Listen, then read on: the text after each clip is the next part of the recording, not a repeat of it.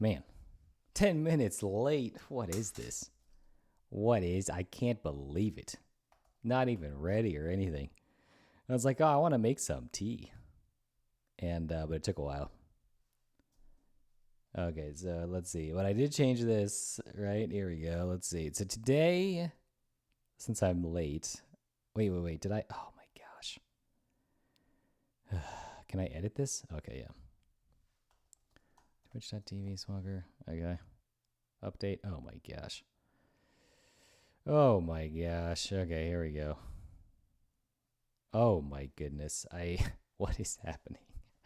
What is that? All right, let me turn this on. We got this. Oh, I found something that was really good. Hold on. Can I history I thought this one was pretty good. Uh yeah. All right. Okay. Man, it stinks to be late, you know? It stinks. Okay, but I just want to get right into it. Actually, we can go over the Rust language announcement, I guess, if you want to.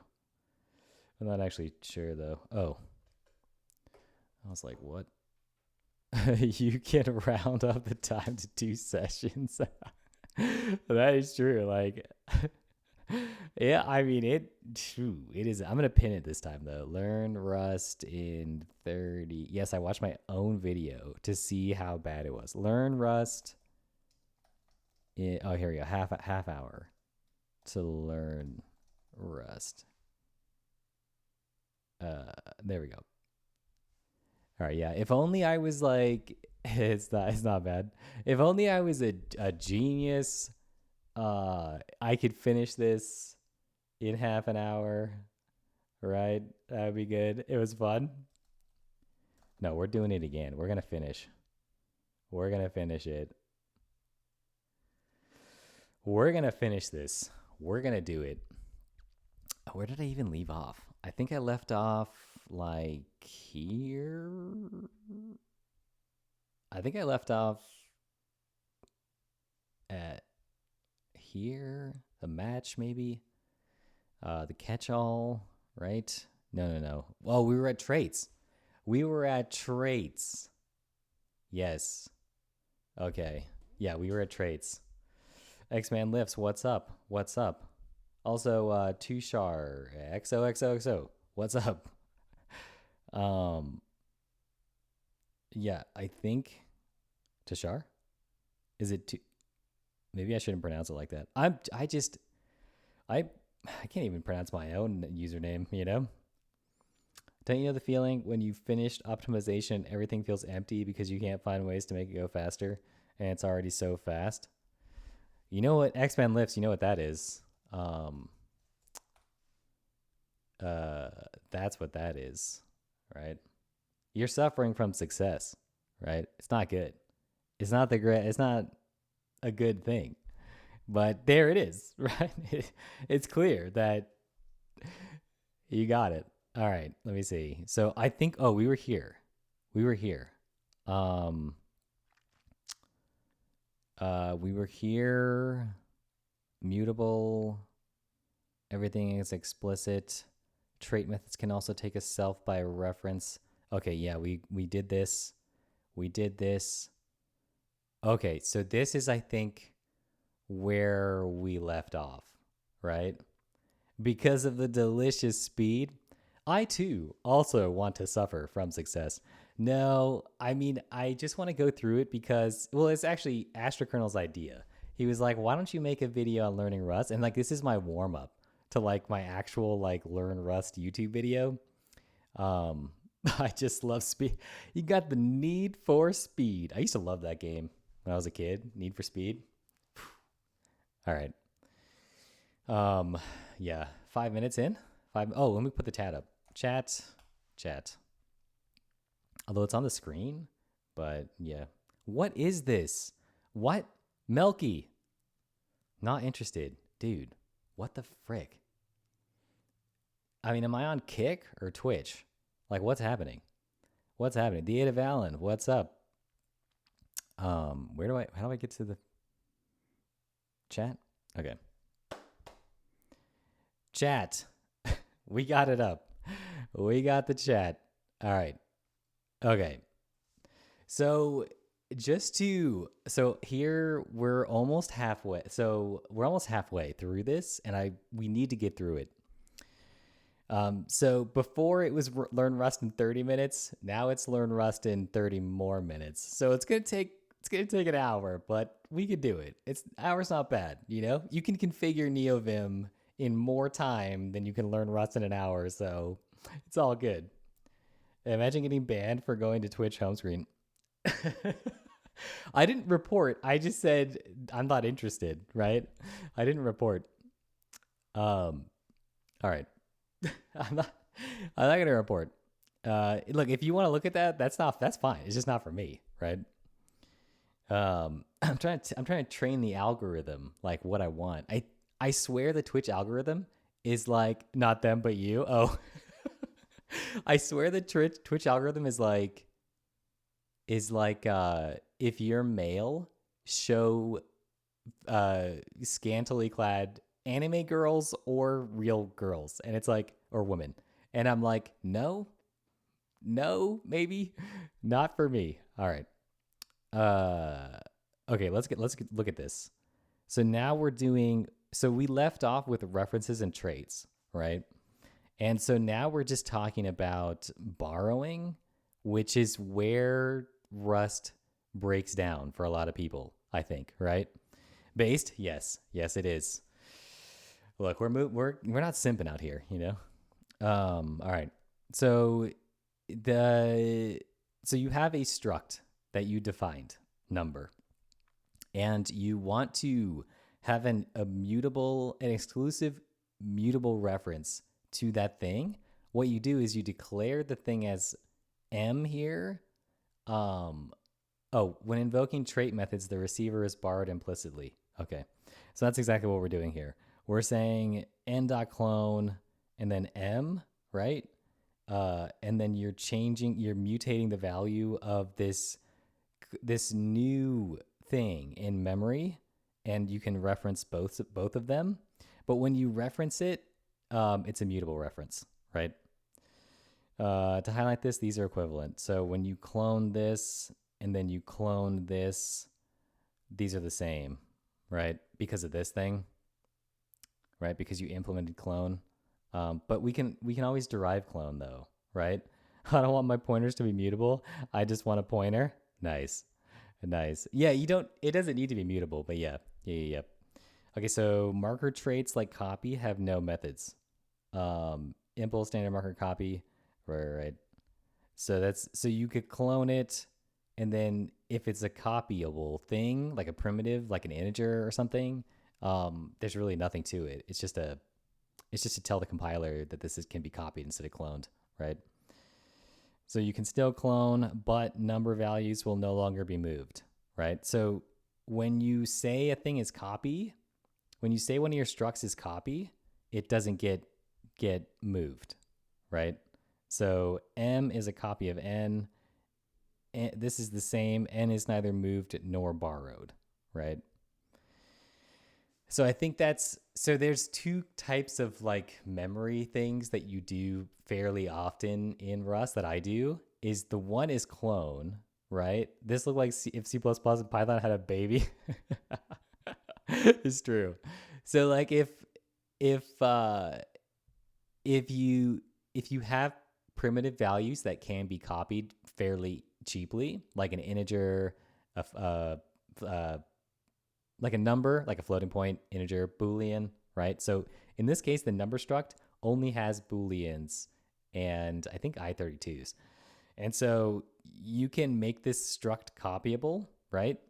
And clonable, and then you don't have to move it. You can just make copies of it across, and like you don't have to worry about the borrow checker at all.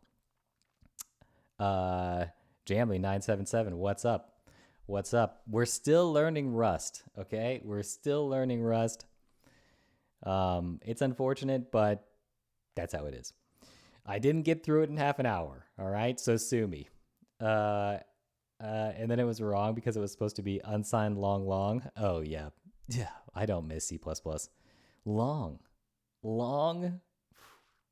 All right, so derive clone copy. I will say that in Rust you can cast things, but I don't. I moved away from using as after I did some LeetCode stuff, and you could do there's like a try to cast, and then it will throw a result. It will give you a result instead of like panicking, right?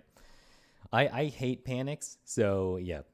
All right, so this is the easier way. Some traits are so common they can be implemented automatically by using the derive attribute. My favorite thing about Rust. Darren Baldwin, what's up? What's up? Try long, long, long and see the error. Panics, exactly. Give me my results, okay? So like derive clone copy, right? So this is a special thing that's new that we haven't seen in this article before.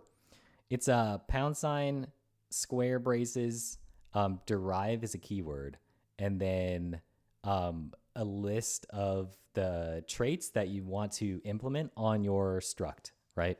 This is actually, you do this all the time, so this is super important, or at least I do it all the time. So so instead of doing this, right, instead of doing this whole big thing, this code gets generated for you with the derive, right? So this expands to impl clone number and impl copy. Yes, exactly. Okay, so let's see. Functions can be generic, right? We've got, you give it a alligator mouths or whatever. I don't know. I'm trying to build a def code. Welcome to the stream. I'm trying to build a scientific calculator, but can't figure out how to add a log function to my calculator program. Yeah. Okay. You'll figure it out. I believe in you. It's Sushi. What's up? XYZ struct doesn't implement display. Here I go deriving. That is the most common, like, it's a meme though. Defcode. What's up? Thank you for the follow. You can do it. You can do that log function. Yeah, like that's the most common error. Like trait is not implemented. We've substituted out like a bunch of other errors for trait not implemented for struct or whatever. I mean, it's a meme. It's a meme, okay? Like it made it into the Rust programmer video from that Danish guy or whatever, Swedish guy. So yeah, that did happen. And it is very common to just be like, oh, it like didn't derive default, didn't derive clone, didn't derive copy, didn't derive blah blah blah blah blah. So yeah, you need to pay attention to your traits. It's definitely it's one of the worst parts of Rust, but it's also one of the best, which is weird. Let me throw a debug in there too. Yeah, derive debug. Yeah, so true. You can't debug a struct unless you have derive debug. Oh, man, it's a meme. All right, so fn foobar. So this is how you do generics, right? Hello, Peter. What's happening? Nisumison. Thank you for the follow. On a side note, how's it going? Look, where I'm just trying to get through this, It's Sushi, okay? I'm just trying to get through this thing because I wanted to do it in half an hour, and now we're approaching 50 minutes, okay? We're approaching an hour, and it's not good. I'm gonna stream as long as it takes to get through this thing, so don't distract me, all right? Because I gotta go back to work eventually. All right, so they can have multiple type parameters, which can be used in the functions declaration and its body instead of concrete types. Yeah, so you can do, so this is how you do one generic. This is how you do multiple generics, right? And then type parameters usually have constraints. Oh, okay. Type parameters usually have constraints, so you can actually do something with them. The simplest constraints are just trait names. Yes. So there's multiple ways to do this, but I do like the colon plus. I do like that. So yeah, you can say a generic. You can limit what kind of generic you're expecting, like what kind of methods you expect on it, right? Um, see me's. This simmies. I don't know what that means. This always frustrated me. How Faster Than Lime lies about reading time. He does compensate with content qual. Yeah, that's true. Yeah. No, I wish I knew that going into this because yeah, here we are. Okay, so uh this this generic expects to be formatable, right? So you need to, if you're going to pass this generic into here, this requires the impl format, right? Impl stud fmt format, right? That it requires that. And this is similar, right? Because this is how you debug with printline. So this generic, this is saying this generic requires the display trait, and this generic requires the debug trait, right? And then you could do this for debug. This is like inspect in Ruby or something, and then this is like, it's like it shows you more information about the passed in parameter, and this just shows you like whatever the format thing says, right? I didn't know this. Trait narrowing. Yes, trait narrowing. So you can do multiple traits too. There's longer syntax for type parameter constraints. So you could say, so that's how you do it for like simple stuff, right? And then you can also do where. So that where comes after the last paren in the function declaration and before the curly retired beaver. What's up? What's up? It comes before the first curly, right? So like T display here. But now, Hello, tired Peter. beaver. Thank you for the follow. Wait, where? I thought you were following me. I could have sworn. It's all right. It's all right. It's okay. I thought for sure. All right. Okay, so let me see. Stud format debug. And so here is how you do multiple constraints. Usually, this is how you do multiple constraints usually. So you do debug, and this is, I'm like loud. Hold on. There we go. You can do multiple. So this requires the partial eq trait, and this requires the debug trait, right? So this generic comes in here, and it's the same generic for both left and right because we're going to compare them with the double equals. It requires partial eq, right? And so you can derive it. It's fine because I think every struct in Rust gets some automatic like derivable hash thing. I'm not actually sure, but I feel like that's how it works. So anyway, this is how you do two, right? You combine them with a plus, and you could do multiple. You can chain these forever. So like here's a good example. Do I have like a where or something? Hold on, let me see. Where? Okay, here we go. So here's, wait, where, next. Oh my gosh, where T, maybe? Where T? Yeah, I don't think I have any. I don't think I'm doing anything crazy in here. Oh well. Yeah, so this is how you do it, right? So you're writing a function compare, and they take two things, and blah, blah, blah, blah, right? Generic functions can be thought of, I use NeoVim. Wait, Alchemist UBI, what's up? What's going on? Wait, why did null side ban somebody? That's weird. I don't use NeoVim. Wait, everyone thinks this is NeoVim. How did I get here? How did I get to NeoVim? I use the Lord's editor, Helix, okay?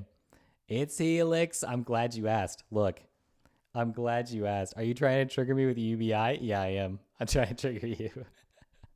No, it's Ubi. I remember. It's Ubi. Yeah, it's the one. This is the one true editor. Okay, you thought NeoVim was the one? No, it's Helix. It's Helix. No, Helix is cool. I like Helix not just because of the simple configuration. I switched to Helix after 17 years of Vim because of your stream. Oh, heyo. Yeah, I used Vim for since like 2012, I think. And then I saw so Helix is based on an editor called Kakowune editor. Yeah, Kakowune. This is what Helix is based off of. But the reason I like it is because it's like if you recreated Vim as a new modal editor for like the modern world or whatever. And so you have multiple selections, right? And instead of, I feel like Vim is very focused on code golf or like keystroke golf, and it's like, oh, how can I do the most with like the least amount of keystrokes, right? In modern world, I edit with Ed. Look, Ed is fine, all right? Vim is where I think we went wrong. But yeah, imagine not using IntelliJ. Oh my gosh, because it's written in Rust. That too, it's written in Rust. It kind of looks like my NeoVim setup. Yeah, I mean, it's very similar. You cannot freeze me because I am already ice. You cannot burn me because I'm already fire. What does that mean? Nano. Whoa, live coding. Thank you for the follow. Peter. All right, that gives me back. Okay, I'm back. All right. We're not talking about Helix anymore. But yeah, all right. So let's see. Generic functions can be thought of as namespaces containing in it. This is not helping me. Containing an infinity of functions with different concrete types. Yeah, that doesn't help me. Same as with crates and modules and types, generic functions can be explored. This is really cool about Rust, which I don't think a lot of things do, is like you can use anywhere, right? Which is really cool. Like you can use inside of a function, which is like you can just grab things from anywhere. So type name, yes. So this is what's commonly referred to as the turbofish operator. So here you can, I never used type name before, but it's cool that you can do that. So yeah, like you do double colon and then alligator mouths, right? Less than or greater than, and then the thing inside, the type inside, right? So this is a tuple. This is a primitive, right? So yeah, so this is it. It's 2 colons, less than, right then, and that's a turbofish. Oh, he talked about turbofish. Yeah. Because it looks like a fish. Does it look like a fish? I'm not actually sure, right? I don't think people who think Nano is a good default, even with the commands, I can't figure out how to edit or save. Yeah, Nano, I'm not about that life, we could chalk it up as a fish. Yeah, we'll just say it's a fish. Structs can be generic too. Yes. So just like functions, you do the same thing, except you put the generic at the top, and then you should use the generic in a field in instruct. I'm not sure if they'll let you get away with that. X, Y, Z, T, A, I32. Yeah, so struct is not supported in traits or impls. Wait. Stupid. Okay. What does it say? Oh, right here. Parameter T is never used. To consider removing T, referring to it in a field, or using a marker such as phantom data. If you intended T to be a constant param, yeah, okay. So you actually have to use it. The compiler won't let you not do that. So here we go. Here's more stuff. And then you could do a generic type, and then you could do a reference to that generic type too, which I use all the time. It's good. It's good. The standard library type vec, a heap allocated array, is generic. Yes. So you kind of just declare it, and then you just start pushing stuff to it. They all have to be the same, but wait, can you do a T, B? Yeah, you can. So yeah, you can do B, you can do AT, I32. Yeah, you don't have to use it in all, just one, at least one field, right? For the generic, right? And you could do multiple generics too, right? As long as you use them, right? Yeah. Okay, so yeah, Vex they'll infer the types for you as long as they're the same type, right? Yeah, Turbofish. That's a thing that was popular before, but I don't think it's as popular now. I don't know why. Probably because like I have this feeling that there's a lot of hate for Rust right now, so that sucks. All right, so let me see this, at least on Twitter. So you push one, push false, and then you can like, oh, it's printing type name, but yeah. So it sort of infers from the first value that you push. It's good. So you don't have to do this vec new. That's kind of annoying, right? The foundation is becoming Oracle. That's also true. That's also true. But Oracle, look, Java's still here. You know what I mean? Like, I don't even care. And no for Rust, and I wouldn't say hate personally, but extreme concern. Yeah. Okay, so here's a easier way to do a new vec, right? Is you do a macro, which we haven't talked about macros yet, but I'm sure we'll get to them. Oh, here we go. Okay. So the exclamation means macro, right? So in Lisp, there's no indication of what is a macro and what's not a macro. Some people like that. Some people don't like it. You're like, I didn't know this was a macro. Shoot. But I don't think it really matters. But here, there's an indication that something more is going on at build time under the hood. And what's going on at build time under the hood is this code here. All right. So this makes it's kind of like a vector literal kind of, right? It makes it more like literal. So yeah, all of name. Okay, so it doesn't matter which ones you use either. You can use square, parens, curly braces. They're all the same. It doesn't. So when you see, like in Dioxys, right? If you see this, if you go here, can I see the? Okay, so if you go here and it says render, right? And there's a curly, it could have been a square, could have been a paren, doesn't matter, right? It does look better because of what Dioxys does with RSX, right? Like it matches, and that's why usually we use that, because like here's a div, right? But yeah, it's the same stuff. All right. Print ln is a macro. Yes, it is, because it has a exclamation point. So I will say this: the macro, you have to. So why is println a macro, right?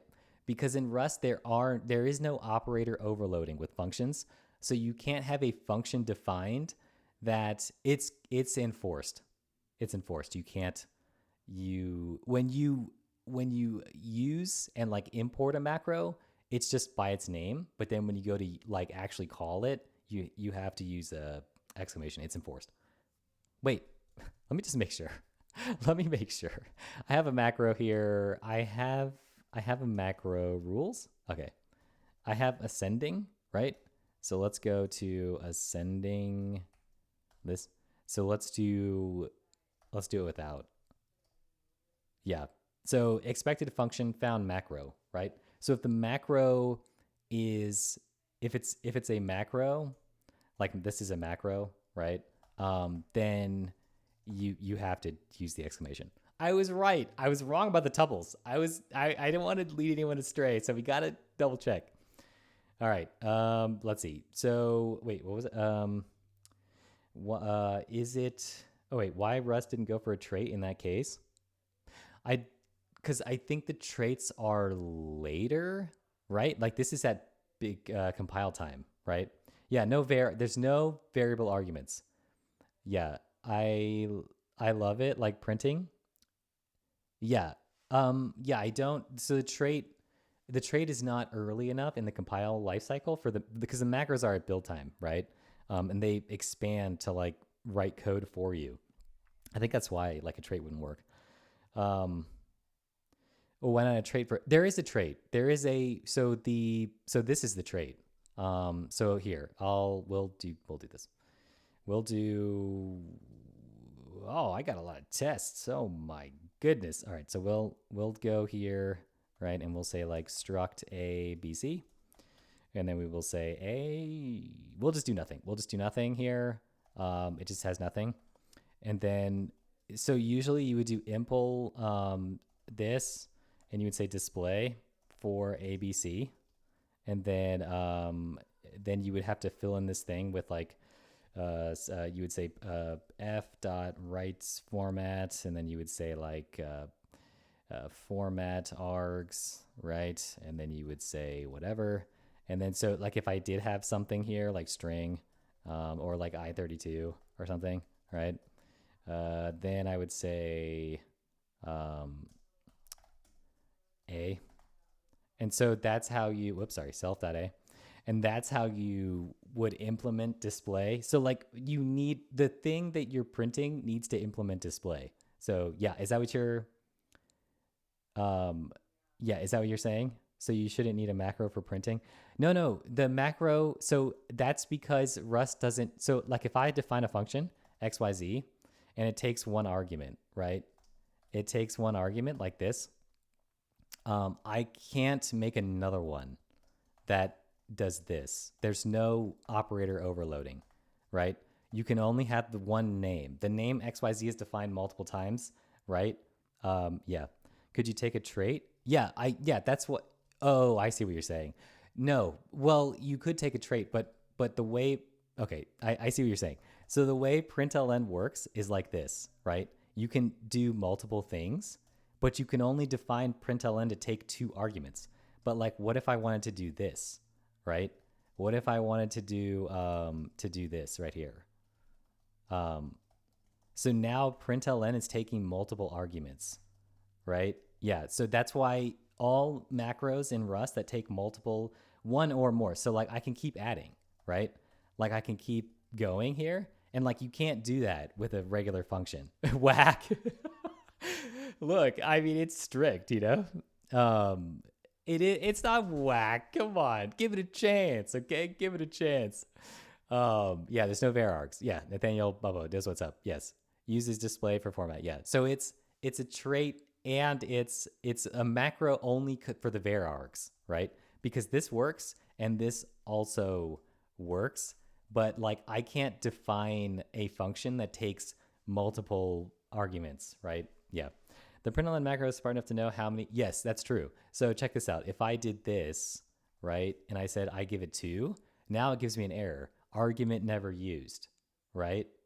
What if you have runtime arguments? These are runtime. Yeah. So like if I had another function, right, XYZ, I'm explaining this wrong. I think that's the problem. So like let's say this returns XYZ, right? This returns a stir slice, right? Let's not do that. Let's just return a string to, I don't want to confuse anybody. Okay, so let's just return a string, right? And then I call XYZ here. It's still the same error, but only because, so now when I give it the 2, right, it doesn't have, there's no error, right? That is a stat. Oh, I see what you're saying. Yeah, if you wanted to dynamically print implicit return detected. Yeah, exactly. Wait, I see what you're saying. If you wanted to do dynamic print lines, I mean, you can just call it in a loop, right?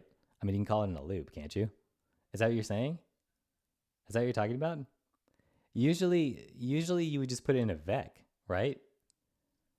The list of arguments depends on runtime execution. Yeah, okay. So yeah, usually you just put it in a vec, right? You would just do like my runtime thing, right? And you would say like you would say vec, right? And then here you would say my runtime, this is mutable. And then you would say like you have a loop or something, or you just do it like multiple runtime thing, push 1, right? Push 2. And then here you could just do my runtime thing, join, right? Like this, right? I mean, am I crazy? What did I do? Oh, you can't join with integer. So I'd have to do iter map x dot to string did collect join, right? Collect string. Oh my gosh.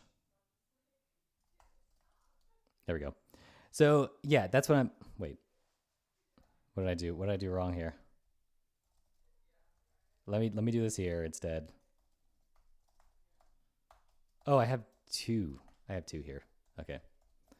So yeah, you would just do and then you would say let x or something, And then you would say, what is this? What am I doing wrong? What is wrong with this? What is wrong with this thing? What? X. What?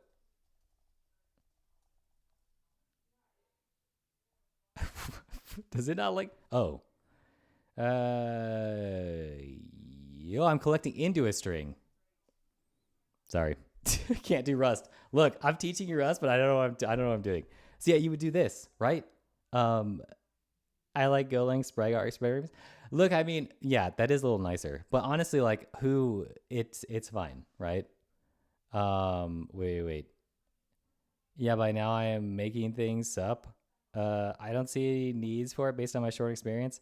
Before iter. Yeah, the dots. Yes, okay. Everyone saw it. Oh, I don't need to do. Yeah, okay. Is this C sharp? No, it's not. Do I not need the map? Iter collect? What do I need? What are you saying? I don't need the to string or join. Just collect into string. You sure about that? You sure? Oh, we don't need into. Is that what you're saying? No, you do need it though. Iter collect. I know. Oh, you don't need the string type. Is that what you're saying? Oh shoot, what is it? Oh, but then you'd need to say vec string, right? Or vec i32. Like what? What are you talking about? This is actually a reference. So, hang on. You do need that. You do need this. You do need the map. You don't need the map, Nathaniel. Yeah, it's integers. Yes. Okay. All right. No, it's not C sharp, but it's, you know what? Rust takes the best of everything. All right. In fact, look, Alchemist Ubi. All right. It's not whack. Okay. Rust is dreaming to be C sharp because it is whack. This guy. All right. Stop trolling. All right. So let me see. Println, right? Okay. So this is a macro. This expands to something like this, right? Okay. Panic is also a macro. Panic is a macro. It violently stops execution with an error message, right? It's good. Let him cook. Yeah, let me cook. Look, let's look at Golang. What is it? Print. Let's look at this real quick. We got to look at this. Spread args or something. Is that what we're doing? How to spread arguments as parameters.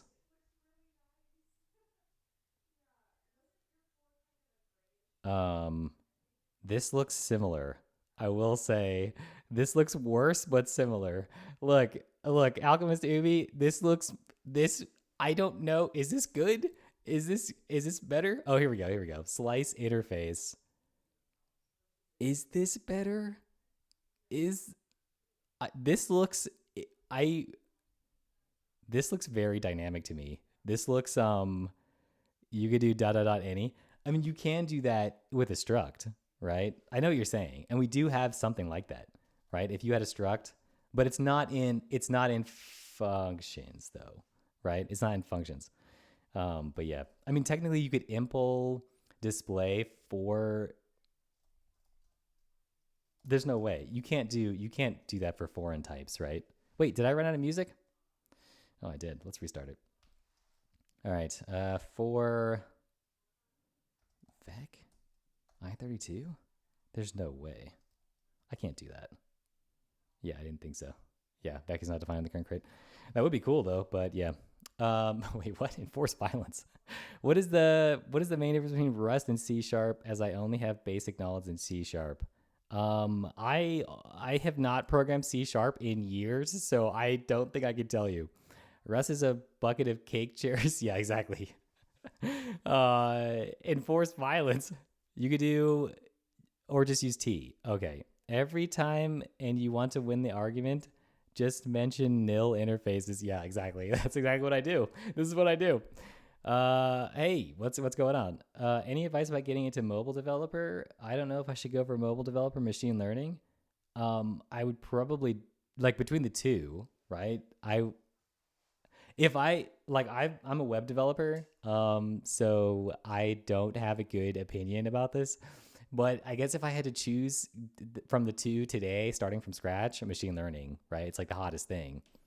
Mobile developer, I don't download apps. Like, I don't know who actually downloads apps on the daily. Like, I don't know anyone who's like, oh, yeah. Like, I love downloading apps. I love going to the app store and downloading apps.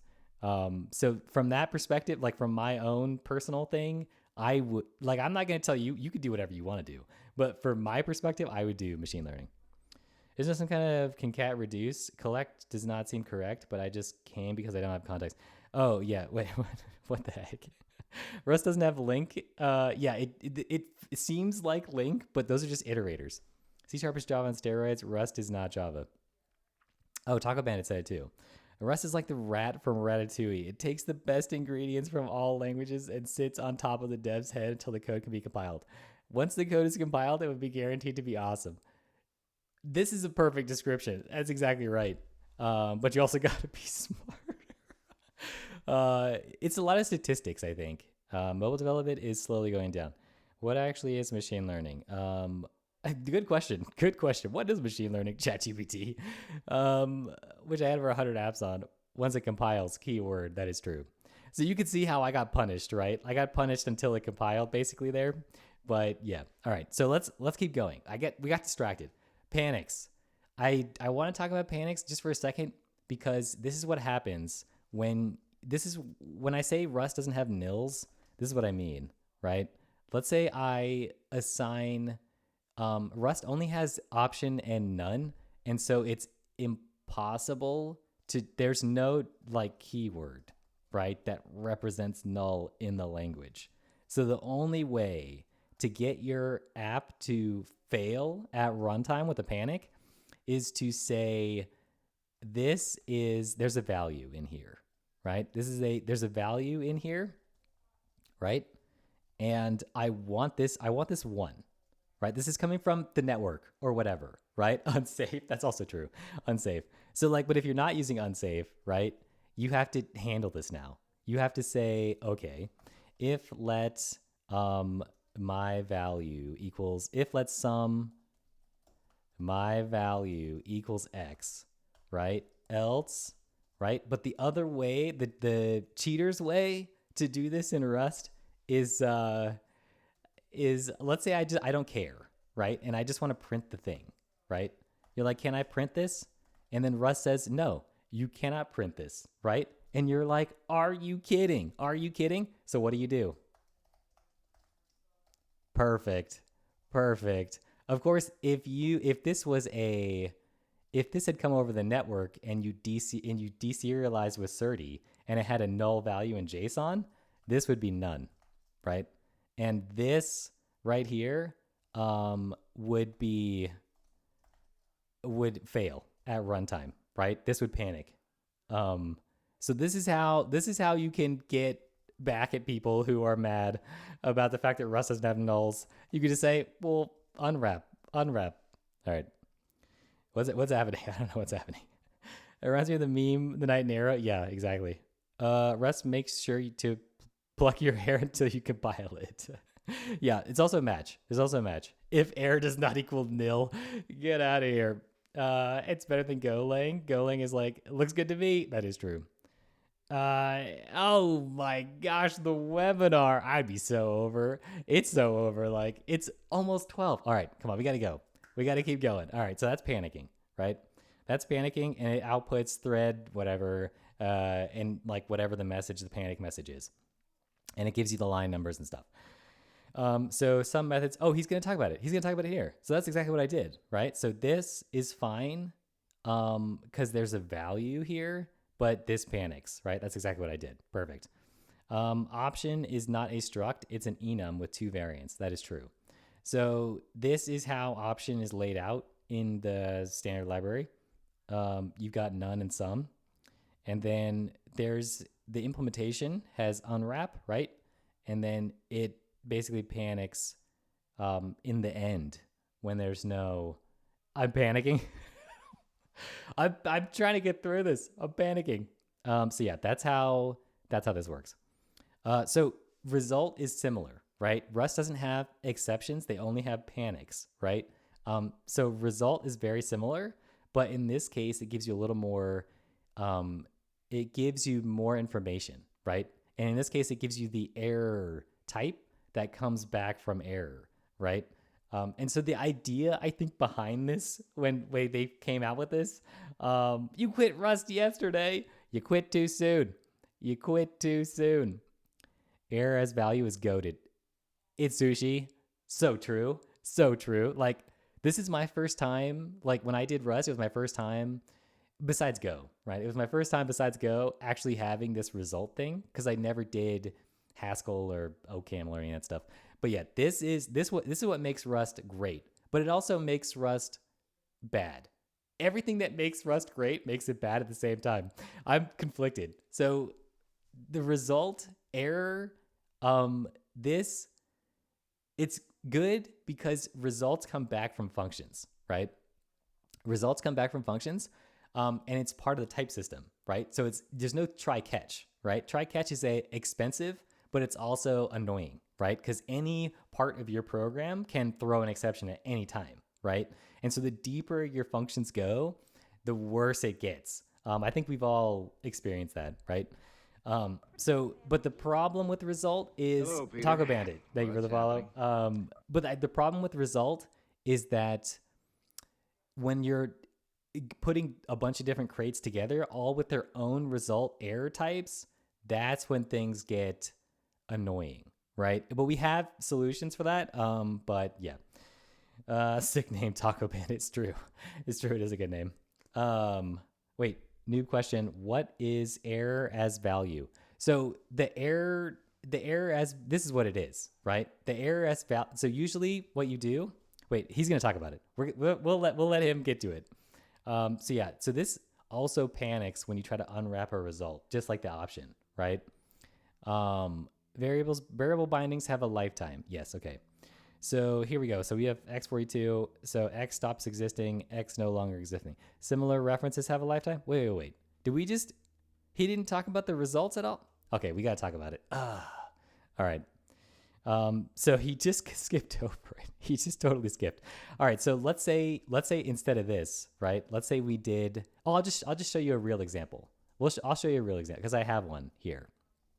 So this is a lot, but I think it'll be straightforward once I get to the. Okay.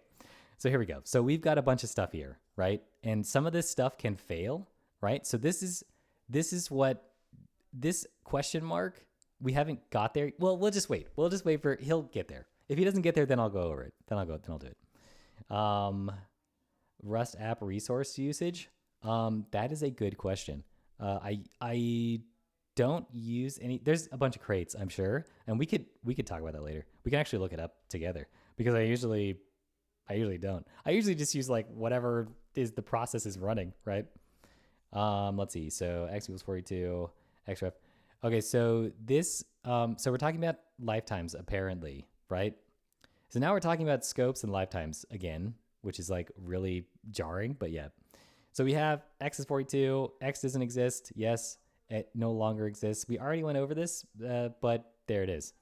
References also have a lifetime. Yes, so here's a reference, right? It's borrowing from x. So the reference to x has to live as long as x does, right? So if you had, so the lifetime of a reference cannot exceed the lifetime of the, yes, okay, that's true. So if you reference this x here, this, you can't do this because x stops existing outside of this block, right? What if you want to use x after it stops existing? You have to make it exist longer. You have to make it exist longer. A variable binding can be, so that's when you get into like you can give the compiler explicit lifetime. He'll get to it. A variable binding can be immutably borrowed multiple times. Yes. So here I can borrow x as much as I want because it's not a mutable reference. A variable binding cannot be mutated. So when you're borrowing, you can't mutate the underlying variable, right? So this is where Rust, like some of Rust's safety comes from. Mutable reference or yes, that's the dreaded quote A. Mutable reference or an object on the heap. Immutable reference, it doesn't have to be on the heap. It could be on the stack too. It's just a reference to something, to some memory somewhere. I think in macOS you can use Xcode's instruments to profile Rust. Oh, because of LLVM, right? That's cool. Okay, so this is a reference to X, but you try to change X from while it's being referenced. You can't do that, right? And this is how Rust protects you from that. Gives you thread safety too, right? It all comes from this. While immutably borrowed, a variable cannot be mutably borrowed, right? So if you have a immutable borrow here, you can't do this. You can't do these both. You can do one or the other, but you can't do both at the same time, I guess, right? Like you can't, if you're already borrowing, you can't try to mutably borrow because what are you going to do? You're going to try to change the reference, right? Oh, the editor is Helix. I know I have to set those up. Helix, baby. Helix. All right. So, yeah. References in function arguments also have lifetimes. Yeah. So here you're borrowing from a value outside of this function, right? So you're just making a reference to essentially to a value, right? You're borrowing from some reference, right? So you're kind of referencing a reference, but it's just a reference. Functions with reference arguments can be called with borrow. So each function, because this is the curly braces are still there. So each function has its own lifetime, right? I use clone whenever I hit variable move, but gut feeling tells me I'm cheating. You are cheating. I do it all the time though. Like I do it all the time. I should like fix my code and like not do all these moves, but like who cares?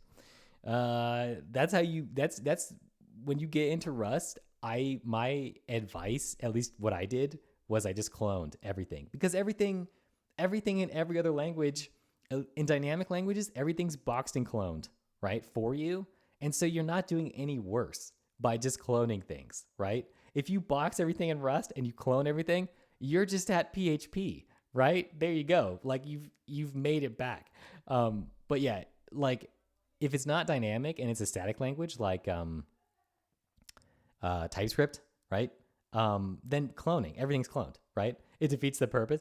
It doesn't really defeat because you're just learning, right? Like you want to use your learning. The purpose is to learn, not to like optimize. Optimization comes way later, like way later. Like I don't even, because if you clone, you're just at other languages, right? And I think that's fine to learn. And I don't know if people say that, but yeah, clone's your friend.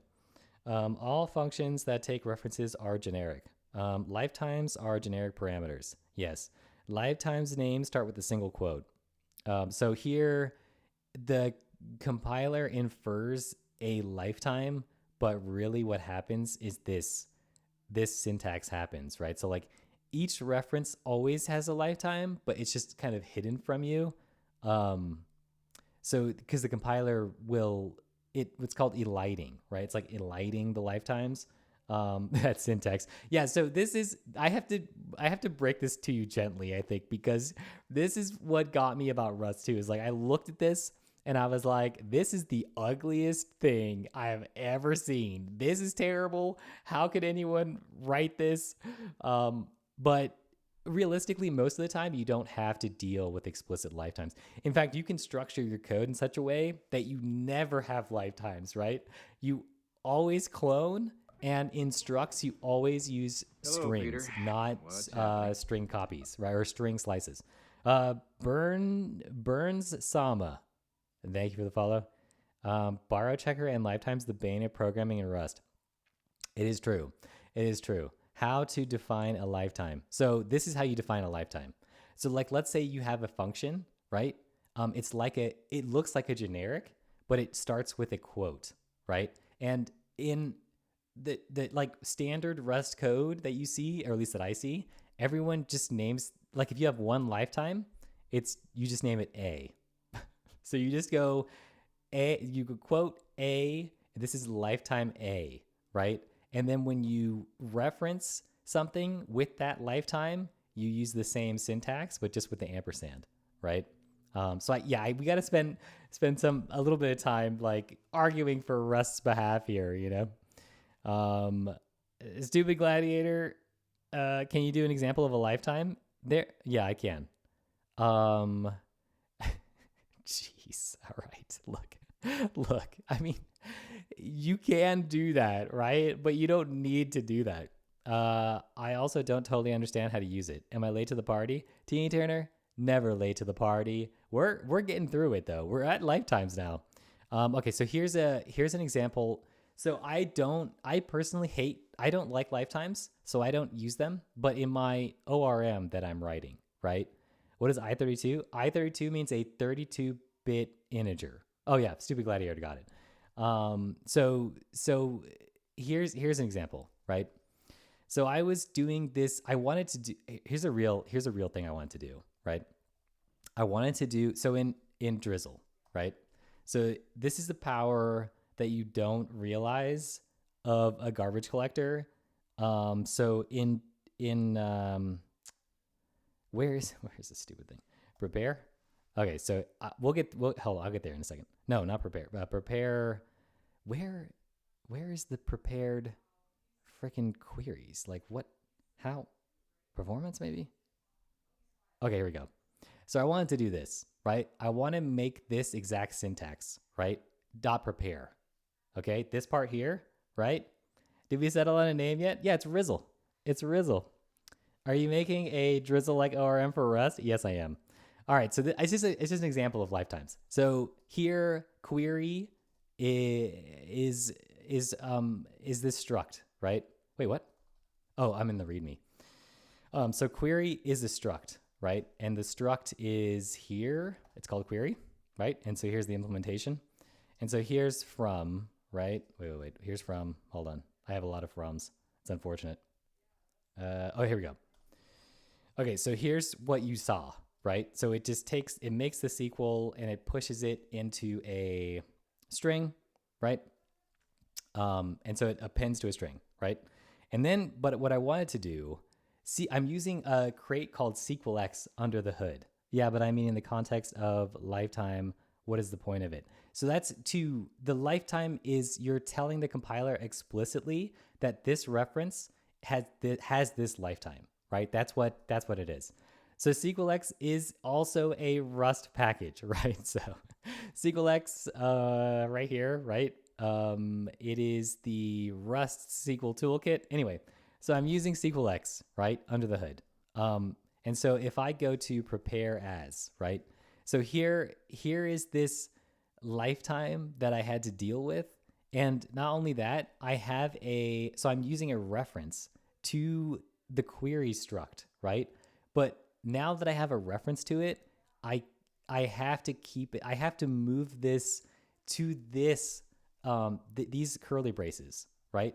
So there's a function here, right? And now I have to move this to this. I can't do this. Here, I'll show you.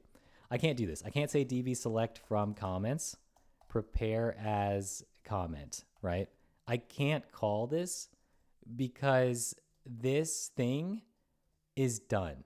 Because when I call prepare as, right, I'm done with the reference to self, and it will be dropped, right? The compiler will drop my query struct, and it will return a new struct called prepared as.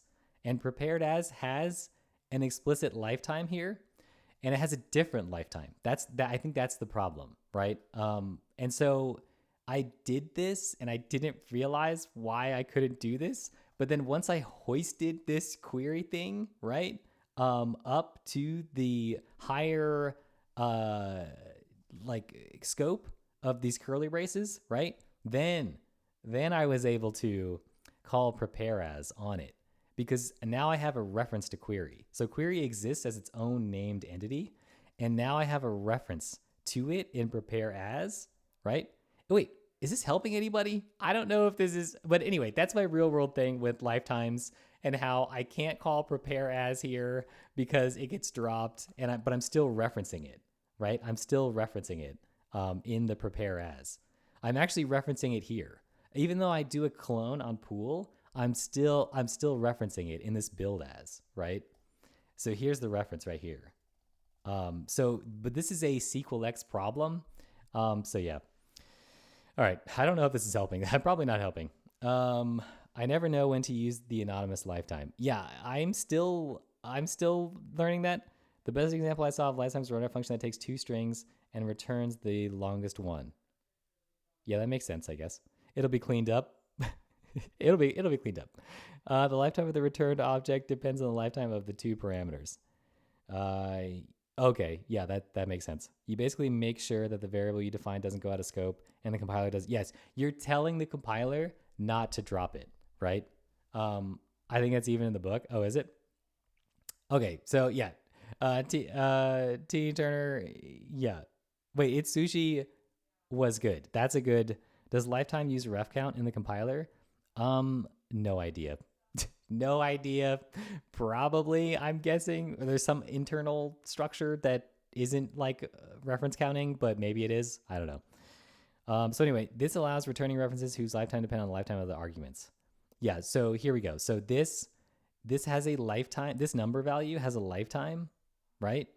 And so you can say, let's use this lifetime, right? So V here, right, borrows from number value, and it has a lifetime A, right? And so V can't outlive N, right? So you're like linking these two things together. So you have this struct number, and then you're referencing number, right? With this explicit lifetime here, and you're returning that reference, right? So now you have, it came into number value and it came out of number value with a reference to N, right? So N and V, you're telling the compiler, these are linked now, right? So now N needs to be around for V to be around, right? There you go. So you're saying while V exists, N cannot be mutably borrowed, mutated, moved, etc. You're like locking it, kind of like you're like, I'm locking this N due to this reference. It's kind of like that, I guess, right? And so yeah, that's how. Yeah, I think that's pretty good. All right, when there's a single input lifetime, it doesn't need to be named. Yeah, so I was going to say, you don't actually need to do this, right?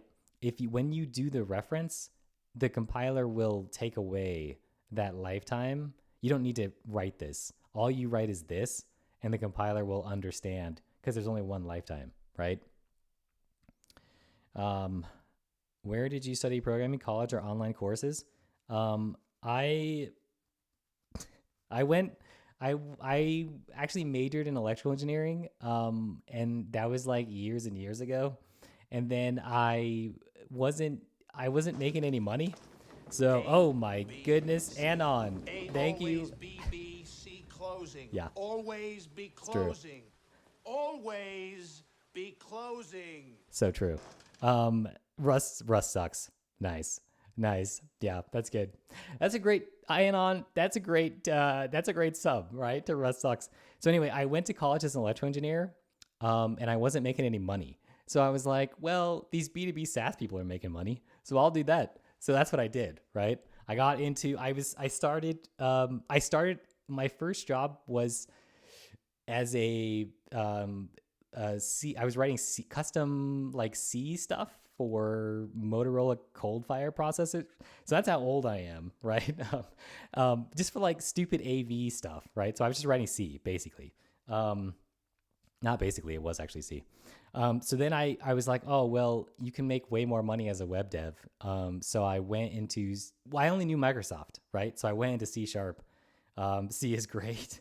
C is great if you're like a genius level programmer, right? Well, that's why we write Rust, Hello, right? Peter. I worked on What's Y2K. Heyo. Grokking lifetimes and scopes is key to Rust. Yeah, and yeah, it's true. How can I mutably borrow N after V? So you can't, right? That's if you're here, you can't. it cannot be mutably borrowed, right?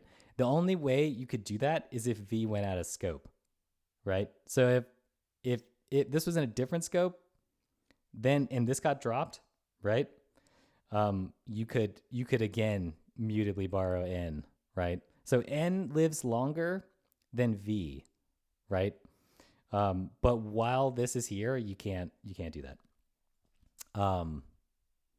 Yeah. So anyway, what was I saying? Yeah. So like I did C, and then I went to C#, and then I went to Rails. So I was doing ASP.NET MVC, if you know what that is in C# world, and then I went to Rails, and then I went back to C#, and then I went back to Rails, and now I'm doing Rails again. Rails RAR. Yeah, exactly. Exactly. C is simple, but it's so hard. Yeah, exactly. Custard Beard, that's legit though. Custard Beard is a legit programmer. No money on electrical engineering. I mean, there is money, right? Like at least so back in the 2000s, like not so much, but like I would say there's been a renaissance now for like, so I went to school to make design processor architectures, but it made no sense at the time because there was only one, right? x86. That's it. There was no other processor architecture. So what was I doing? Like I wanted to make RISC, but like RISC was not a thing yet, right?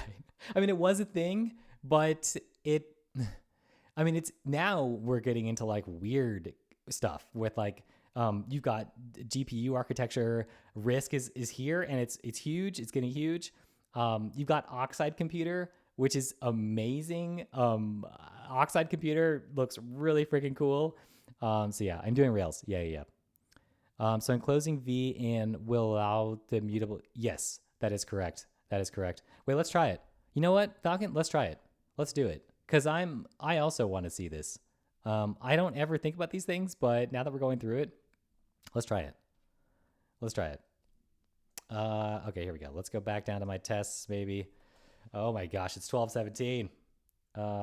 Is someone talking to me at work? I think I'm okay. I'm all right. Okay, so here we go. Let's see. Here we go. We're gonna try this. What editor are you using? I'm using. I love when I get this. I'll eat sushi. Don't take my thunder from me. Don't take my thunder. What the heck? Yeah, I'm using Helix. God, Raffle. Let's see. It's more like a hint to the compiler. Okay, so let's try it. So we have number, right? We have number value, and then we'll do main one because I already have I don't have a main actually. Perfect, right? So here we go. So let's say I have a y, right? And I wanna mutably borrow v, right? So here we go. Cannot mutate immutable variable v. The 30 minutes is finally done. We made it. In 30. No, it's been like an hour and 20, I think. So yeah, like here, I can't do this, right? This is the compiler telling me that v is mutable and cannot be declared. So here we go. This is the thing. Let's try it. Let's put this in here, right? Okay, so now, I can't mutably var. Oh, you're saying n, right? Okay, so it's not declared as mutable, but if I did do this, right? It does work. Look, it does work. Hello, Peter. So here, 009. Thank you for the follow. Okay, so it does work. Look, so here, let's remove these, right? Hello, Peter. And happening? Now, right? Wait, this works too? Wait, n cannot be mutably borrowed. Mutated, moved. Am I crazy? Oh, because this is still in scope. While v exists. Oh, okay, so let's try this. V. There we go. Now it's failing. So v was already done here, right? But you can also do, if you did this, right? So doing this doesn't make a difference because this already got dropped. V is not used anywhere else, right? So here we go.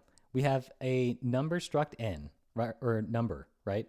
And then here it takes a reference. So let's get rid of this stuff, right? It takes a reference here, and it returns a reference to that value, right?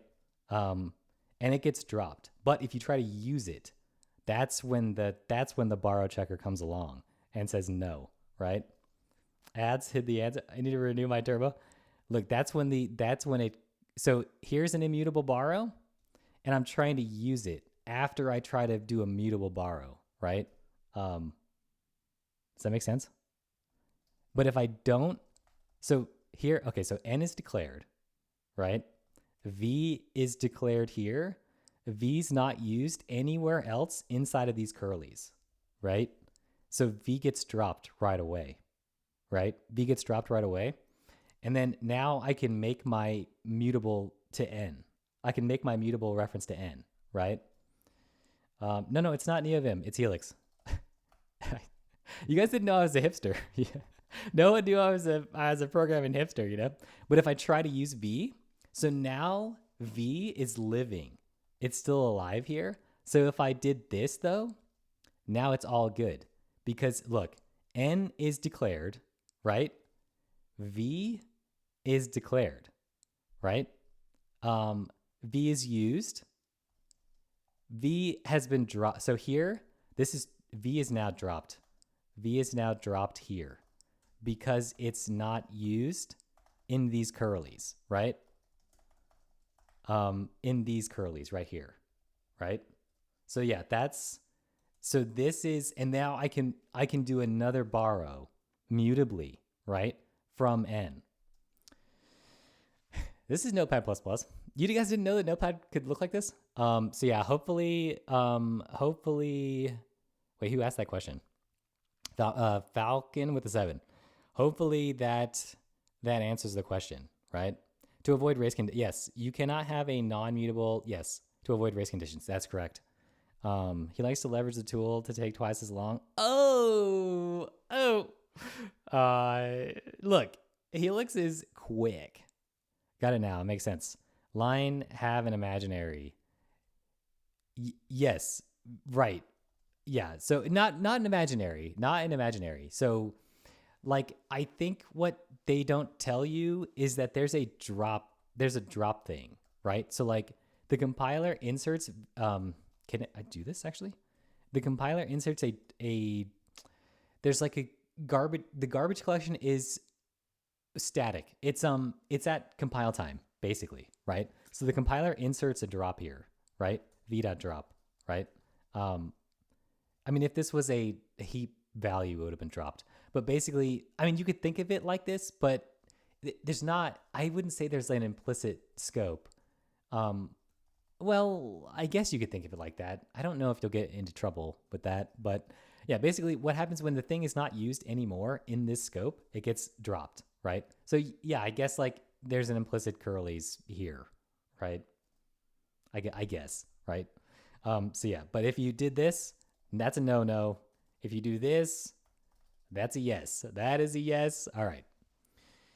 So that's basically lifetimes, right? It seems tricky at first, but then you go, oh, like what if I just move these around, right? Like I'm trying to use it kind of forces you to declare things like references to things closer to where you're going to use them, right? And it almost makes more sense because why would you do this? In real life, like why would you, like if you were writing this code, would you really do this though?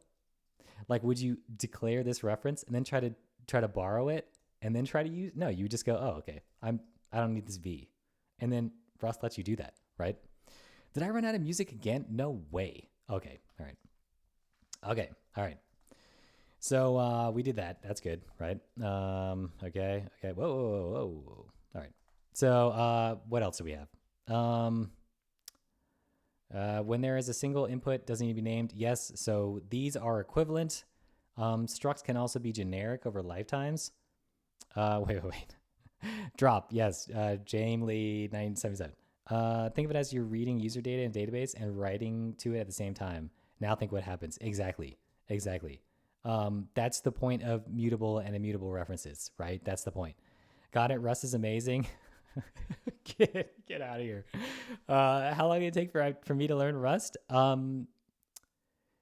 me to start writing Rust, like using all, you never stop learning. That's also true. It's always changing. But yeah, for me, like for me to start writing code in it, it took me. So there's a lot of. It took me a while. It took me probably a few months. So originally when I was like, okay, I don't want to do Rails anymore. I'm still doing Rails at work, but I'm trying to like not do Rails. So I was like, what else is out there, right? Everyone's talking about static typing, right? I thought web dev was dynamic, but whatever. So I go over to Go, right? I go, okay, sweet, Go. Like, I get it. It's easy. And then I go, let me try Rust. Rust is, my goodness, Rust is difficult. And then I go back to Go because I hadn't done C or C++ in years, right? It's been like a decade. So I'm like, okay, I'm not used to this. This is crazy. But then I go back to Go, write a few projects, and then I go back to Rust and I go, okay, yeah, like I understand it now. Like it took me from dynamic like land to Go to Rust, back to Go, back to Rust. Now I'm not going to write Go. Do I like Rust or Go? Yeah, I like Rust. A decade to get the hello world out. It's true. It took me a decade. But yeah, you do never stop learning Rust. You just have to unlearn. Exactly. Yes. Custard beard. I had to unlearn. That's what it is. Like there's a lot of bad habits that the GC, the garbage collector, it lets you write bad code basically, right? Thanks for the explanation. Yeah. That was to Itsuji. Good job, Itsuji. Rust for tests and Go for prod feels okay, man. Get out of here, Rust for tests. Personally, I prefer Go. Look, I mean, Go it's fine. Like, I mean, it's a fine language. Like, it just doesn't have macros, right? Rust jobs all seem to be crypto. Yeah, for now, that's kind of like Rust's legacy. It's horrible. I don't like that. What are some good projects to make in Go for beginners? Anything with a web server. I completed the Lord Shastri. I completed the web server project in Rustlang book. Yeah, that's a good one too for Rust. I keep trying to write because it looks like C#. Which one, Go or Rust? Too real? Wait, what? Too real? What's that? Oh, because it looks like C#. Something. Okay. My Rust job advertisements and Go in my country. Oh, really? Interesting. A web server with HTML framework is pretty good. The standard library in Go is solid. Yeah, the standard library in Go. Too real, Rust for learning and Go for prod. Get out of here. Get out of here. Anyway, no, like, dude, I freaking write Rust, like, unironically. All right, so structs can also be generic over lifetimes, which holds them to references. So here we go. So yeah, we've got, this is how you do it for struct thing, right? And then so now you have a reference to a struct's field. You have a reference to the struct, but also to the field. But with an additional function. Yeah, okay, so here you're just doing the same thing, but with the reference, right? Xref cannot outlive X, right? So the same code, but with elided lifetimes. Yeah, so you cannot elide lifetimes in structs yet. I don't know if they're going to add it, but you always have to have a named lifetime in a struct. So that stinks. Impl blocks can be generic over lifetimes too. Yeah, so you can impl with, if you have a struct with a lifetime, you have to impl with that lifetime, right? Yeah.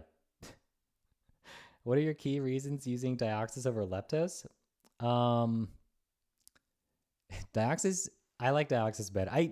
Honestly, it's so petty, but the RSX syntax is much better. It's much better. I don't like HTML. Who wants HTML, right? No one wants that. All right, let's see. I'm gonna get through this stupid thing. Let's see, because I got a meeting at 2:30, so I have to. This is a lot. Holy crap, we're gonna have to be cruising. All right, so we got a lot of lifetimes. So impl blocks take the lifetimes. It's true. Man, this is a ton. I'm already half an hour over. Okay, so here we go. As the ref, right? Okay, same thing. But you can do elision there too. Yeah, so you can elide in the function itself if it has one lifetime in the implementation. You can elide even harder if you never need the name. Oh, I did not know this. Oh, man, this is amazing. What the heck? This is cool. I did not know you could do this. Wow. Okay, I'm going to use that. There is a special lifetime named static, which is valid for the entire program's lifetime, right? So string literals are static, right? So here's a static string, right? And like all consts are static strings too, right? Own strings are not static, right? So here, so this is the two types of strings you'll be like talking about, right? You can't learn Rust in 30 minutes. It's bait. Yeah, seriously, skill issue. Faster than light has incredible reading speed. Yeah, seriously. All right, so this is an owned string, and this is a string slice, right?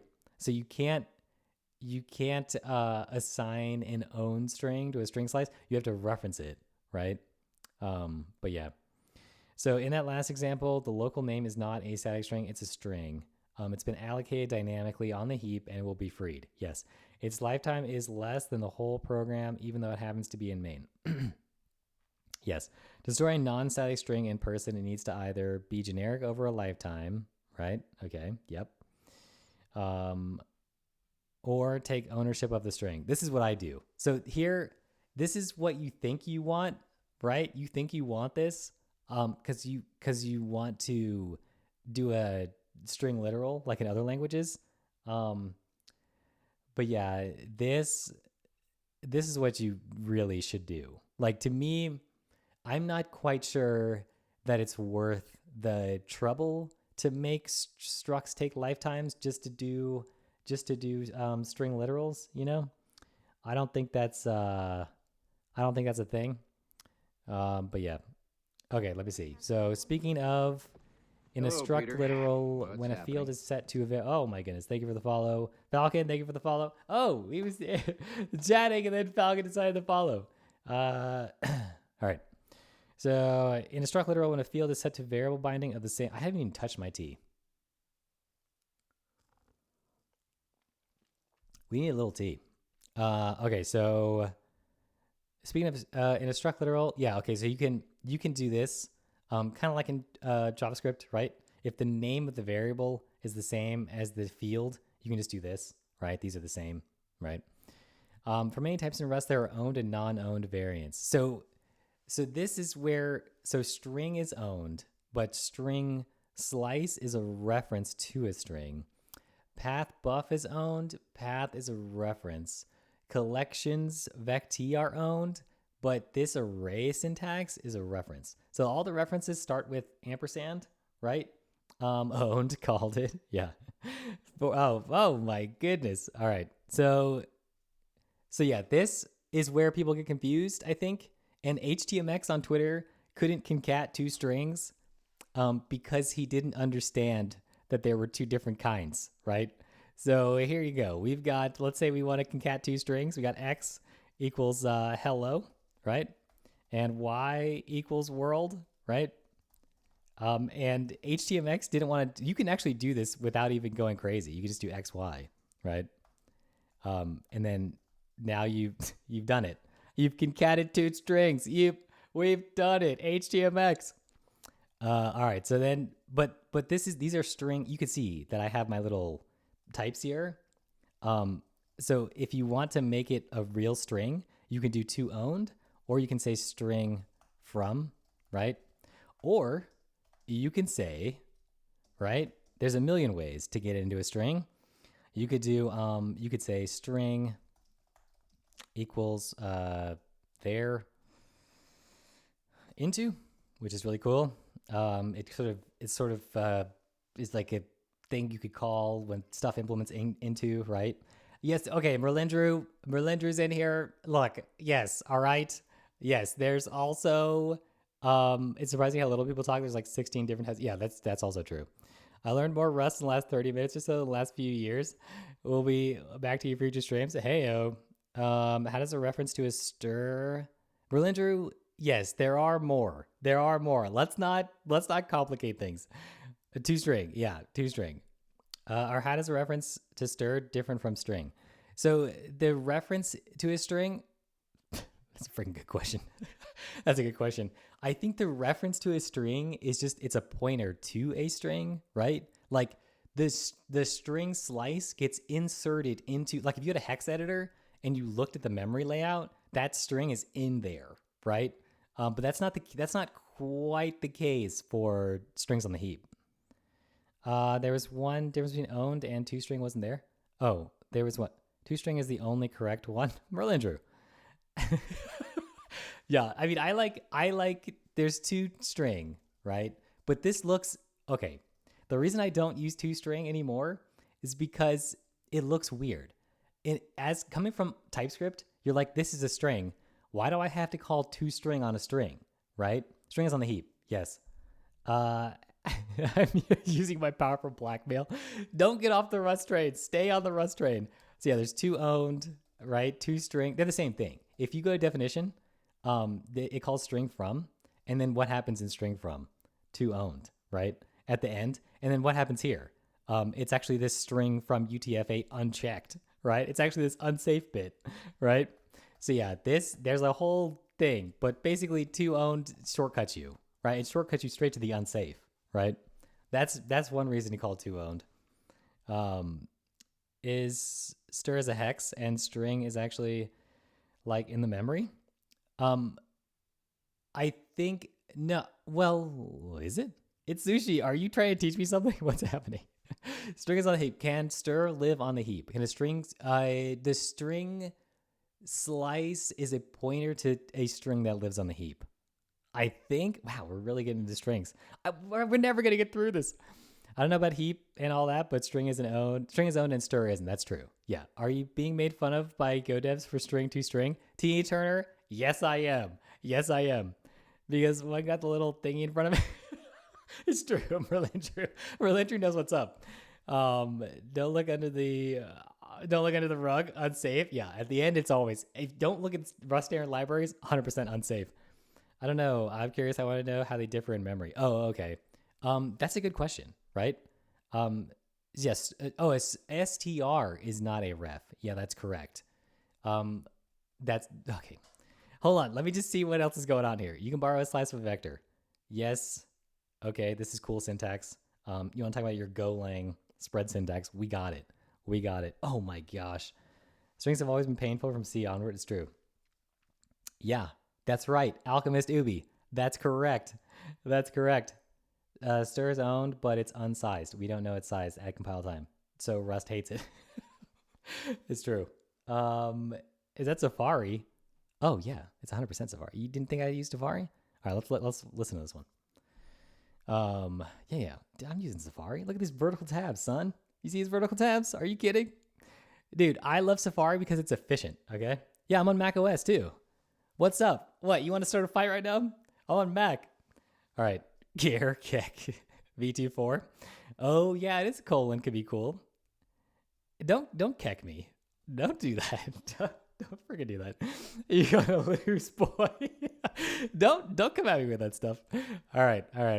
Okay, so this is how you do you can do a nice syntax for a reference to part of this, right? So 0, 1, 2, and then you get to 4, right? So between 2 and 4, basically, like not including 2, and include. Wait, this is an index. This is actually the value.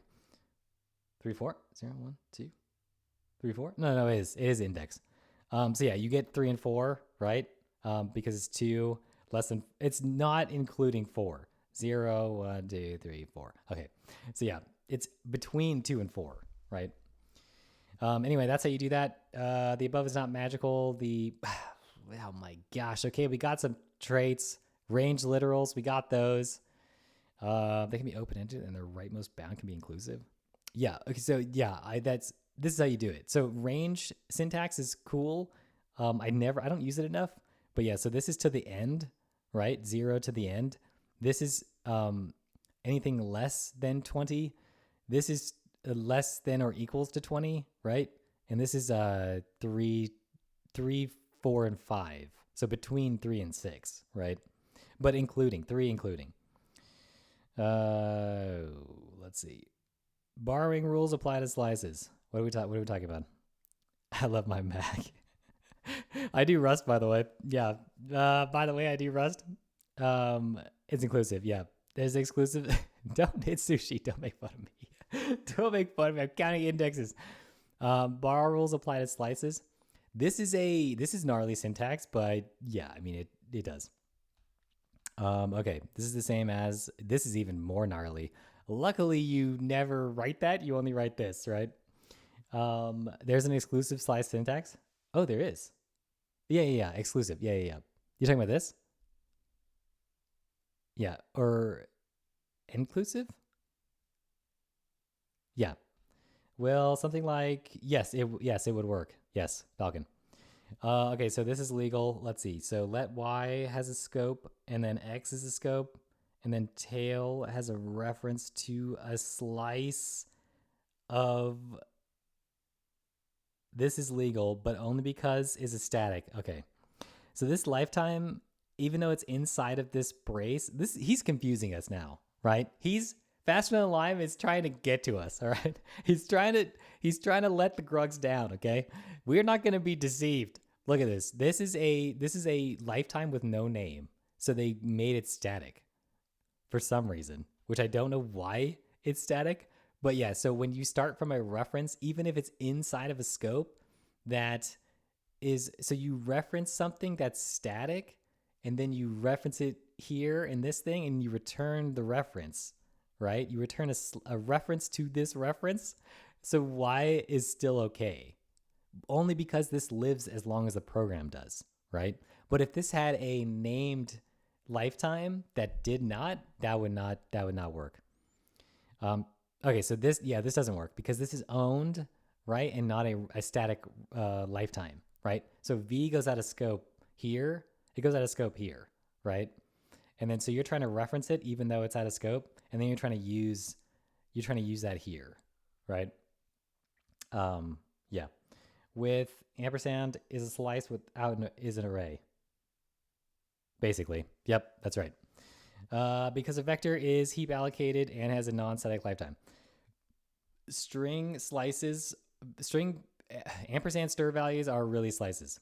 Yes, they are slices. They're slices of either a static string, like this one is a static string, I think. And then this one, if you had a string, like whatever's in here, I guess, if you had like a format instead of a print line, that would be a heap allocated string, owned string, right? So yeah, here's an owned string, right? And here it goes out of scope. So here, this owned string gets allocated on the heap and it gets dropped before this curly, right? So you can't reference it as a string slice in your file ext method, right? You can't do this in this way because you're trying to use it here. You're trying to use it in this print line, right? But it goes out of scope, right? Oh, sorry. Oh, I was going to pin it too. Dang it. Can I copy this? There we go. We got it. We'll pin this one. How do I pin this? Can I not pin this? Can I not pin this in here? There we go. Perfect. I love that let X. Yeah, it's amazing. Like, I love it too.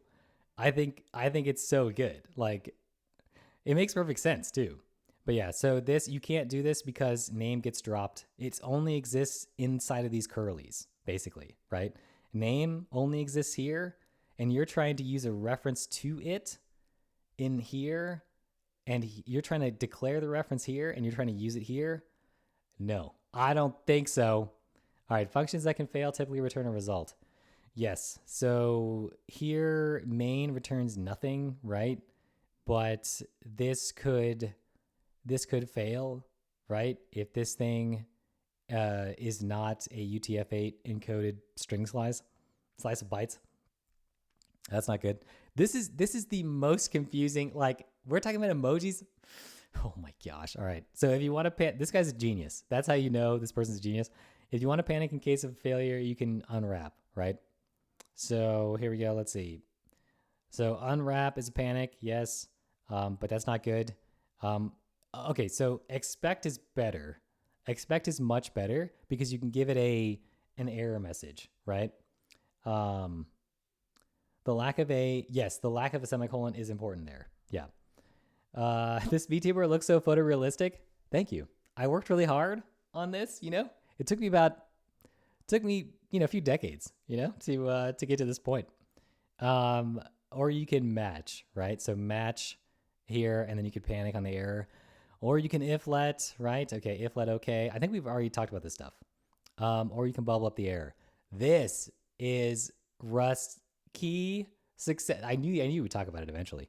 So this is Rust's killer feature to me. Like option and result and all the thread safety stuff, that's all good. But this is what separates Rust from the pack, at least in my mind, right? And because I'm not going to write Haskell, right? Get out of here.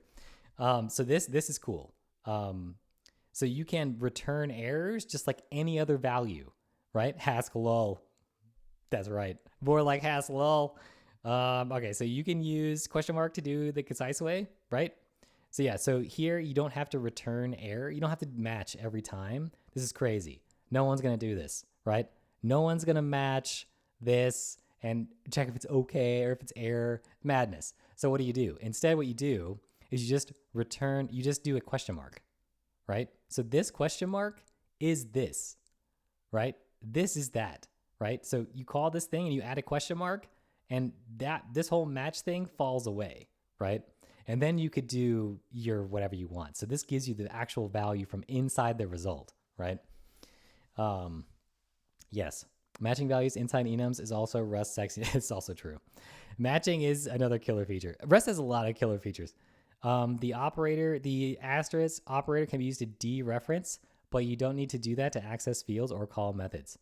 That is true. So if you have a reference, you don't need to dereference before you call X and Y. And you can only do it if the type is copy. So yeah, here you have a struct,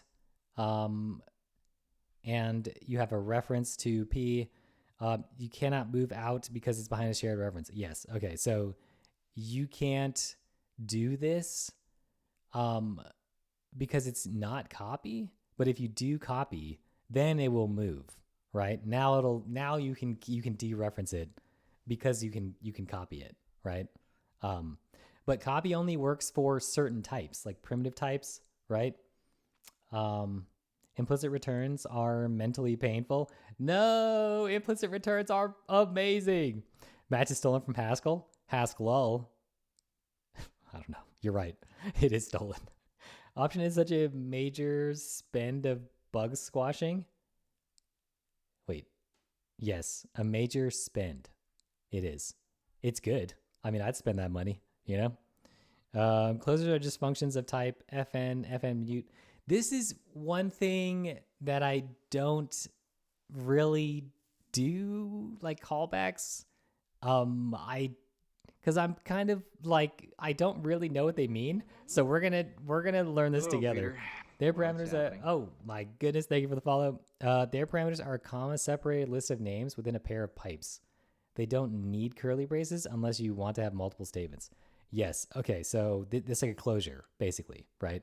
So here you could have a function that's a generic. That is a function, but you can constrain the generic to be a function that takes static stir, right? So this is this syntax here. We're back to the where syntax and the generics, but in this case, the generic is a function, right? And so here it's a closure and it takes one argument, a static string, right? So Earth, Mars, and Jupiter, this is static strings. And then you just print them, right? So you print them, there you go. Pretty cool. You print hello planets, blah, blah, blah. The borrow rules apply to them too. Yes, that is correct. Our closure borrows greeting, so it cannot outlive it. Yeah, so greeting is an owned string, right? And you can pass it here, but your reference here cannot outlive. You can't outlive greeting. Like if greeting got dropped, you can't do it, right? So this would not work. So you can't say f needs to have a static lifetime because the function itself has an implicit lifetime, right? So you can do this, right? Because this has the same lifetime. They're in the same lifetime inside these curlies, right? But if you try to make it so that f can live if this function, if this closure came from somewhere else, the compiler doesn't know anymore. It's like, I'm lost. I thought we were in these curlies, but now we're not in the curlies. I don't know where the function's coming from. So that's why it doesn't let you do this. It doesn't let you say this can be static from outside of these curlies, right? But yeah, this would. So you can move the closure, which you do actually use this. I do in Dioxys quite a bit. I do use this. You use move, and then you have an owned function, right? So you've moved greeting, right, into this closure, right? Because with the move keyword, right? So now you can have this closure come from anywhere, and it's okay, because you've moved it, right? Okay, so an fn mute needs to be mutably borrowed to be called. So it can only, I am greeting now. Hello, T Turner. So it can only be called once, at a time. Mutably borrowed to be called. Okay, so this fn i32 f2. This is legal. Oh my gosh! Thank you for the follow.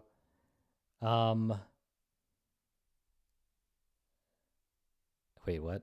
Oh, that's fine. I don't know what that means. Okay. This isn't. So this is a regular one that has normal stuff. So do you talk about fn? Oh, closures. Okay, so this is just a normal closure.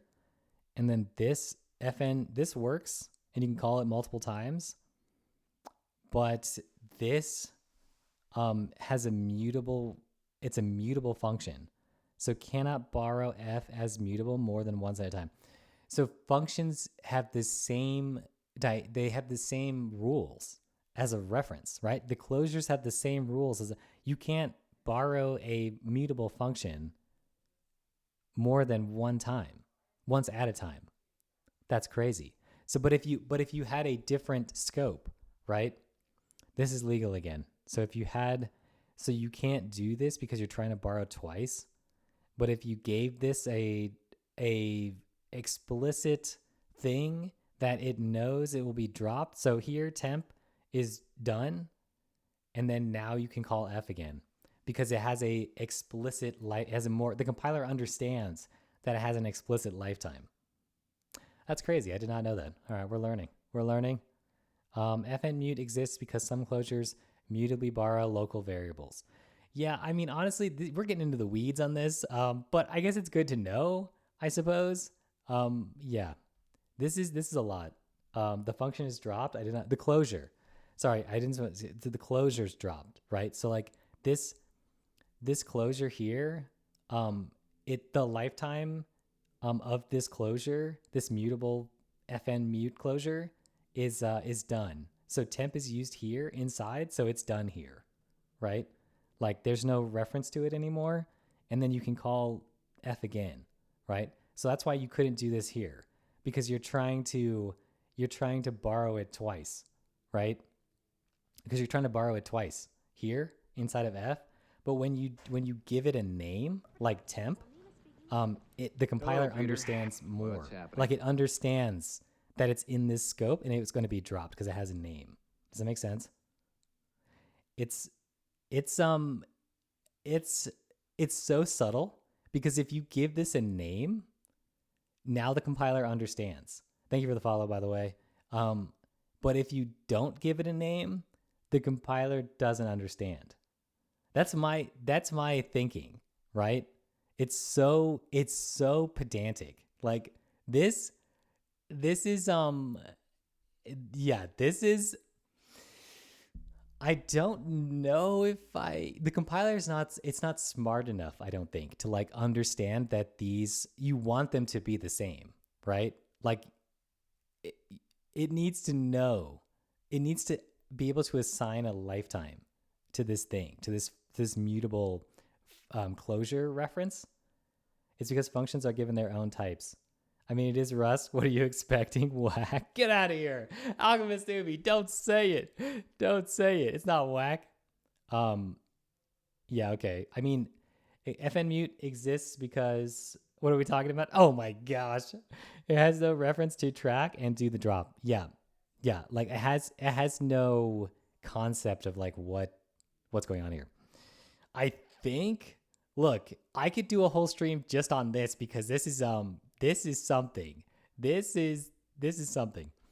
Okay, so FN mute exists because some closures mutably borrow local variables. Oh my gosh, it's 1 o'clock. I said I would stream as long as it takes, and I meant it. How long? How long do we? Oh my gosh! All right. I mean, I definitely will have to go at some point. Because let me see. When's my thing? Okay, I got 2:30. All right. Okay, so here we go. It's the same reason why it would. Oh wait, it has no reference. It would effectively drop it before passing it in as an argument. Yes. It's the same reason why a struct can't be recursive, I think, without indirection. Yes. 24-hour stream. Let's go. Yeah, so like here, you're hoisting this up to this scope, to these curlies, right? But here, this one's inside of these like this scope, it gets dropped, right? Or it tries. It doesn't drop before it's used, I guess. But here you're saying this will live as long. Did I have that backwards? I don't know. But yeah, wait. No, Custard Beard said it. It would effectively drop before passing it in as an argument. Yes. Meetings ruin my work life, so it makes sense. Other yeah, meetings, not the best. But this meeting is supposed to be fun, so I don't know. We're talking about Dijkstra's one of his papers from like a long time ago. I think Time could have written a little more. Yeah, Lime could have done a little bit more, but yeah. FN mute exists because some closures mutably borrow local variables, right? So here, you have I see. So here you're mutably borrowing, this ACC, this ACK thing, and then you're doing some stuff to it inside of the closure, right? And so this is why I guess you would do that. These closures cannot be passed to functions expecting FN. Okay, so if you pass a mutable variable to a function as a callback and to a closure, it needs to be an FN mute, right? Cannot assign as it is captured variable in an FN closure. The compiler suggests changing foobar to accept closures that implement FN mute. Okay, so FN once closures can only be called once. They exist because some closures move out variables that have been moved when captured. FN once returns a string. We call F. Move, it returns to foobar, right? Okay, so you call move here. S was moved into our closure, and our closures move it to the caller by returning it. Remember that string is not copy. Right. Okay, that makes sense. This is enforced naturally using FN once closures need to be moved in order to be called. Okay. So for example, this is illegal. FN once string, you can't call it again. That makes sense. Okay, because it's been moved. And if you need convincing that our closure does move S, this is illegal too. Okay, yeah, that makes sense. It's essentially the same thing, right? But this is fine. So since you didn't move it and it owns a new owned value, this is fine. That makes sense. This is what I do, by the way. This is what I do. Like if I came across this, I'd be like, well, let's just clone it, you know? But yeah, Lime, this whole thing is like, I mean, it's similar to, the closures seem like they're similar to the borrow moves, but it's a little mind bending because I think they're closures. And so I don't personally think of closures as allocated values or any values at all, but I guess they are, right? Let's see. So FN I32 bool. Here's a closure with 2 arguments. If X is greater, blah, blah, blah. Okay, so here's how it looks with 2. Here's a closure ignoring both its arguments. Okay, yep, that's true. Here's a slightly worrying closure. Countdown, count usize, tick F. FNU size. 4 tick. If you reverse the count, tick I. Countdown 3. Wait, why is it? No, I think this is. What? Why is this worrying? Here's a toilet closure. What the heck? Oh, countdown because it's counting down. I get it. I thought there was like some syntactically thing. And here's a toilet closure. You know, I never quite understood what they mean by toilet closure. Does this look like a toilet? Like maybe if this is the lid, right? This is the toilet lid. Okay, this is the lid, and this is the tank. Is that what? Not gonna lie, having gone through the interpreter book makes this make so much sense. Oh, really? Shoot, maybe I should read that. On its side, on its side, I think that's what they mean. Called thusly because it looks like a toilet. Okay, anything that is iterable can be used in a for-in loop. Oh, we're at loops. So cool. So you can loop over a vec for I in, cool, or a slice, right? Yep, that's true. Or an iterator, right? So chars is an iterator. Cool. Even if the iterator items are filtered and mapped and flattened, that is correct. Surprise inbound, chars, filter, flat map. Let's do it. I don't see it. I know. You have to use your imagination on that toilet closure. You can return a closure from a function. Impl fn. This is cool syntax. I don't think Rust had this at first. Like in 2015, I don't think they had this. I think this is newer. But yeah, this is cool. It basically says if the thing implements this whatever, right? Like I guess the closure is a trait possibly. Then you're good to go. You can pass anything that has a closure that takes a string slice. And then you move that thing and then you return a true or false, I guess, right? You can use into to perform conversions between. Yes, I already talked about into. That's like a cheat code.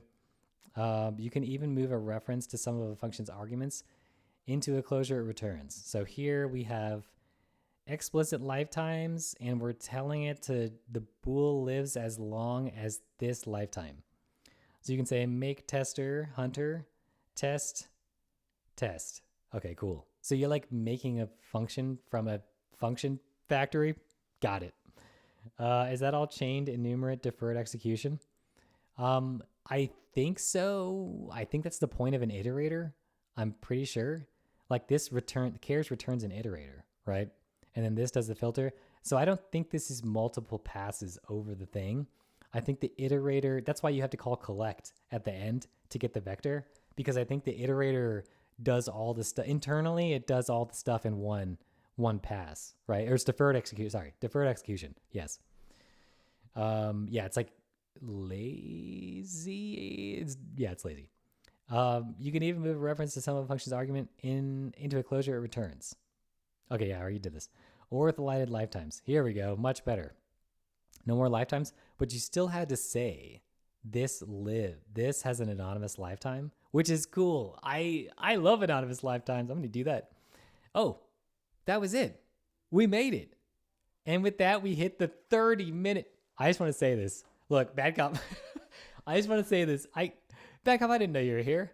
Look, I just want to say, if we're not faster than Lime, we are slower than Lime.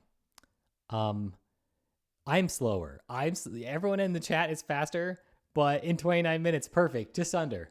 Honestly, it's 1 o'clock. I started streaming at 11, so it's been 2 hours today and half an hour yesterday. So when Faster Than Lime says something,